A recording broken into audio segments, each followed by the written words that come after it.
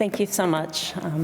Thank you. Now that we've had a chance to hear from the good Dr. Patty Rosell about all the efforts that led to the discovery of the Rice's whale, we're really excited to be here today to tell you about the Stranding Network's Herculean efforts to collect the specimens that led us to the Future Holotype that we are here today to celebrate.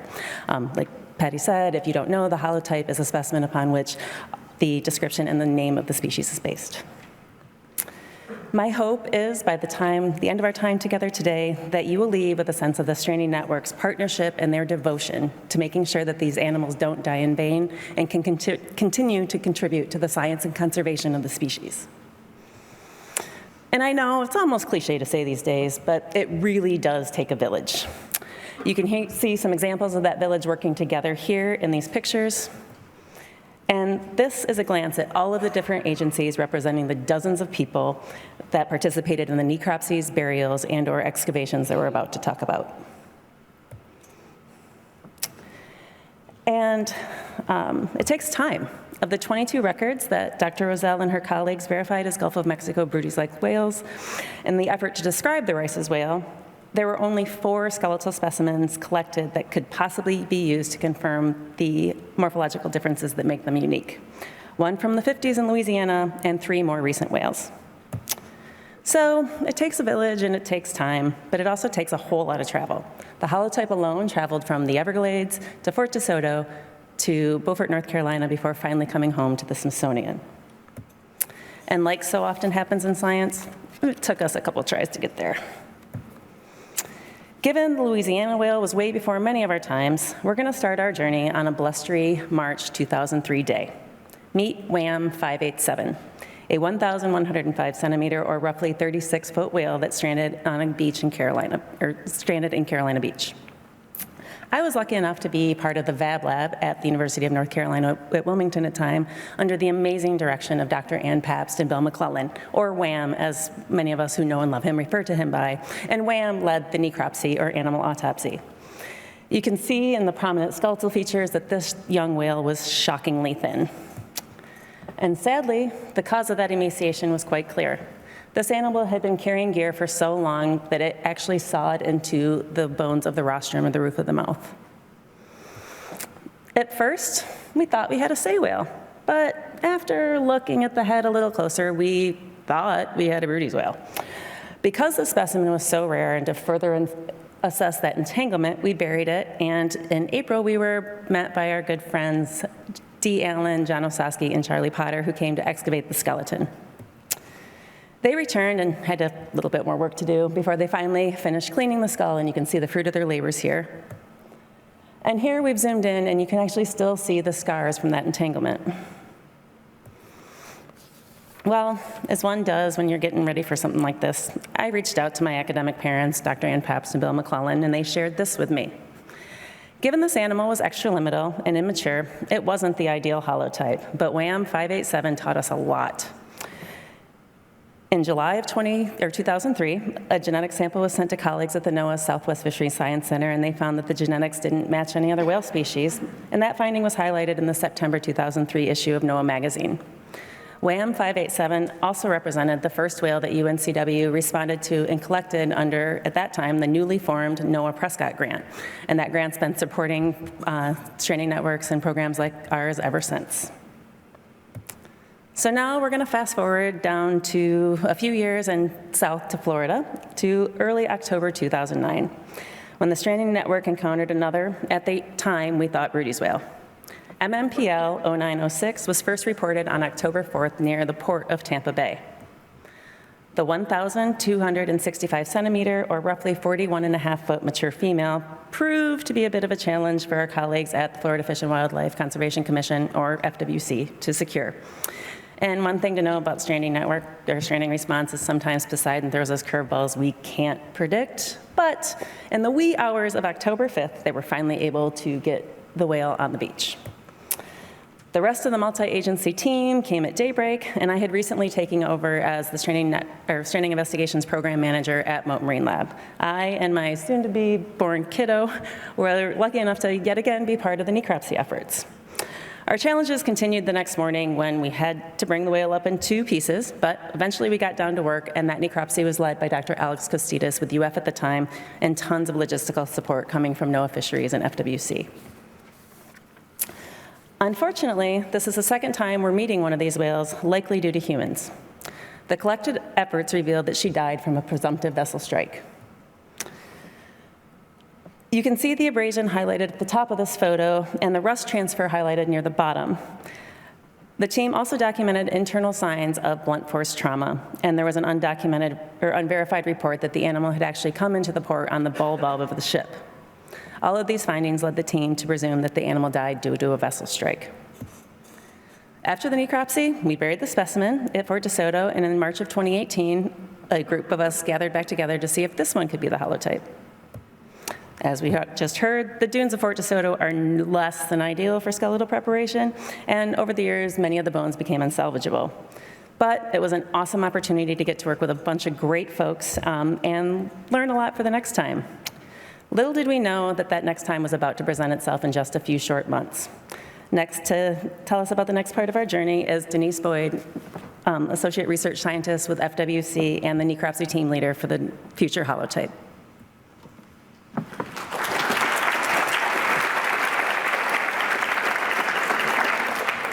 Thank you, Gretchen, and good morning, everyone. I'm honored to be here today to speak to you about another Brutus-like whale stranding. And to continue and follow my wonderful colleague Gretchen's lead to continue to highlight collaboration and conservation, and also to highlight education and foundation, specifically the education I received from and the foundation laid by a village of colleagues before me, who are too numerous to name. However, I want to recognize as those who were important to me and contributed to the foundation of this holotype's journey, specifically Bill McClellan, Dr. Ann Pabst, Charlie Potter, John Osaski, Dr. Roselle, and NIMF's NOAA Marine Mammal Health and Stranding Response staff. From the scientific foundation they created, we knew these genetically different Brutus-like whales were endemic to the Gulf of Mexico.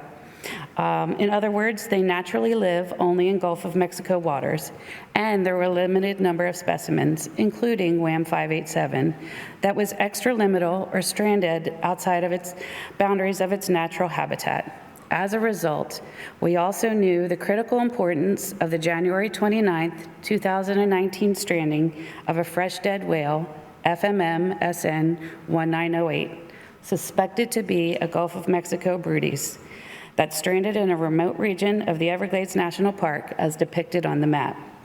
The whale was secured by Everglades National Park rangers, and specific characteristics confirming the species were documented, including the observation of those 3 distinct rostral ridges in the bottom right photo, and for orientation, the whale is upside down. Also, the dorsal fin, as you heard earlier, was photographed and matched to a live whale observation in the Gulf of Mexico from November of 2018. It was also a 1,126 centimeter or 37 foot long, and bonus, likely a mature male, and so a very valuable specimen. For the stranding, I was designated the necropsy team lead, and reminder, necropsy is a term used for an animal autopsy. I knew going in that our collaborative efforts to collect the entire skeleton would strongly contribute to the foundation of scientific work for this species. And as you can imagine, the recovery, necropsy, and collection of an entire whale definitely takes a village. So it is critical to acknowledge this multi-agency stranding network response effort that I was honored to lead, which included a team of highly skilled stranding biologists, many of whom are here today, and I'd like to give them a quick shout out. Those include Molly Schubert, Jess Blackburn, Emily Kramer, Anna Nader, and Megan Sutton. All the additional recovery and necropsy participants and their associations are listed here, but this list does not include those that contributed to the rest of the journey. Also, our response to this whale and many others were supported by grant funds. In the next 2 slides, I will present our necropsy findings. The first slide will be our external findings and shows the deceased whale on a boat ramp. The second slide has images of internal organs. The images are small, but incredibly important for this case. On external exam, the whale was very thin, with a moderate to marked sunken epaxial musculature. Epaxial muscles are those on either side of the spine, and in whales are one of the primary swimming muscles. The photo on the top right shows the whale in the shallows, and the yellow line crosses the back in front of the dorsal fin. The predominant line down the middle is the spinal column, and on either side, the concave appearance are those sunken epaxial muscles. Also, the bottom right image shows a sunken ventral aspect or concave appearance of the abdomen and neck. Of note, the whale was thin at the November 2018 sighting, 2 months prior to stranding. The bottom right image shows the presence of lividity, the dark red coloration of the skin and dermis, which is blood pooling in relation to gravity after death. This finding and the presence of numerous small raised epidermal lesions on all external aspects in the image on the left are included in our final interpretations. So this next slide will be the internal images. If you need to look down for a moment while I go through these, please do so. One of the main findings from necropsy was there were no obvious signs of illness or disease. However, we did document significant findings in the digestive tract. To orient you, whales have multiple stomach chambers, and this type of whale has 3. The top left image shows the first stomach chamber, or forestomach, which is light pink in color, and the second, or main stomach chamber, is red, with large dark red areas of discoloration. We documented 17 liters, which is approximately a 5-gallon bucket of fluid in the forestomach. Oops, pardon me. The top center image is a close-up photo of the dark red areas in the main stomach, which are ulcerations surrounded by ecchymoses, or bruises in the stomach lining. Also, the main stomach contained 3 liters of watery and bloody fluid, shown in the bottom left image. And the third, or pyloric stomach, contained a 6-sided, slightly curved, orange to brown, hard piece of plastic with irregular sharp edges that measured 6 by 6 by 6.2 centimeters, or 2.5 by 2.6 inches, and is shown in the top right image. We also observed red tissue in the throat, dark red fluid in the right flipper joint, abundant fluid and froth exuding from the airways and lung surfaces, and shown in the bottom right image. Our interpretations are listed in the table on this slide, as well as an infographic created by artist Elizabeth Bonnert, and an image of the plastic on the right. In summary, gross findings from necropsy were supported by histology, or the microscopic examination of tissues. The pathologist who read the histology did not observe any signs of systemic infection or disease either. However, acute gastric necrosis, which is recent and severe stomach tissue death, hemorrhage, pulmonary edema, or water in the lungs, cystodiasis, which is a cystode or flatworm parasite infection, and epithelial hyperplasia, which is an abundance of skin or bumps, were all observed. Tissue samples were submitted for virology, toxicology, and bacteriology. Results confirmed that morbillivirus and the bacteria Brucella, diseases of concern for dolphins and whales, were not present, and toxin did not contribute to the stranding or death of the whale. So what does all this mean? Our final interpretation includes known findings, sample analyses, and presumptive interpretations. The whale stranded belly down or in ventral recumbency, supported by the observation of lividity, red throat tissue and joint fluid. The thin body condition, epidermal lesions, and parasite infection indicate the whale was weakened due to lack of nourishment and moribund or close to death when it stranded. The abundant fluid and froth in the lungs and pulmonary edema are consistent with drowning. The abundant and bloody fluid, ecchymoses, ulcerations, intragastric sharp plastic, acute gastric necrosis, and hemorrhage in the stomachs led us to presume the whale experienced a lack of appetite, leading to weakness or inanition. Also, these findings, combined with the lack of any other signs of injury, illness, or disease, led to the final diagnosis. that it's highly likely the ingestion of a hard, sharp piece of plastic significantly damaged the stomachs, causing the whale to not eat, become weak, live strand, and ultimately led to its death due to drowning.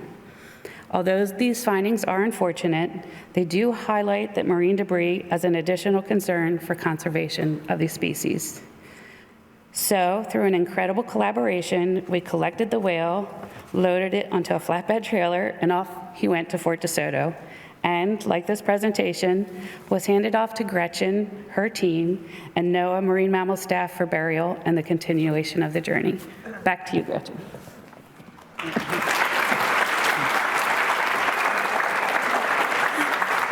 Thanks, Denise. Well, happy to report the carcass arrived safe and sound, met by a number of our NOAA colleagues from the Southeast Regional Office in St. Pete, and Rebecca Hazelcorn with MODE at the time, and Dan Levin with FWC at the time, who have now joined our NOAA colleagues. After a lot of hard work and some additional sampling and some great documentation and even better doodling, and I certainly don't expect you to read all of this, just showing you an excerpt of the wrap-up email that Rebecca sent to let us be able to revisit the whale, we were ready to come back. So, make sure this works. Awesome. All right. Like, you may remember from MMPL 0906 that the dunes of Fort DeSoto weren't a great place to keep the skeleton, as important as this one, so we knew this was going to be a temporary fix. On May 7th of 2019, another multi-agency group of us gathered yet again to begin the steps to hopefully collect the holotype. In this awesome time-lapse video provided by Paul Hillman with NOAA Fisheries, you can see the beginning efforts of us to unearth the whale. But once out of the ground, the dirty work was just getting started. Kind of, you can see it sort of falls apart there at the end. But, okay. Come on. Ooh, got a little click happy. I knew I should have done a video. It's such a cool video. I'm just technology challenged. There we go. Awesome. All right. So after another long, dirty, pretty smelly day, we were ready to send the specimen north to our good friend Keith Rittmaster to the Bonehenge Whale Center in Beaufort, North Carolina. And we'll get to hear about the rest of that specimen's journey shortly. But as I close out our time here together today, I want to remind everyone what it took to get us here. We traveled across many states, over many miles, in many years.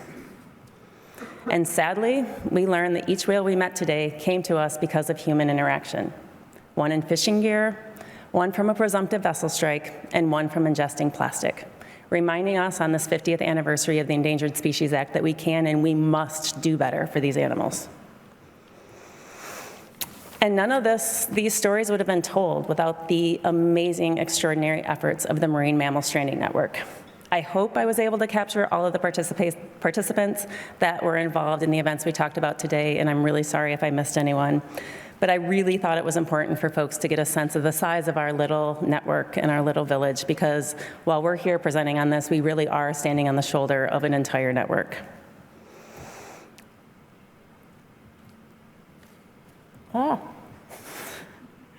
I am struggling on this. Here we go. I broke it.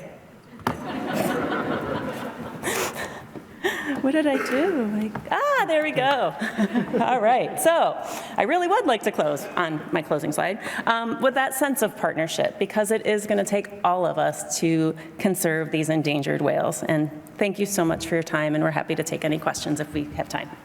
We might have time.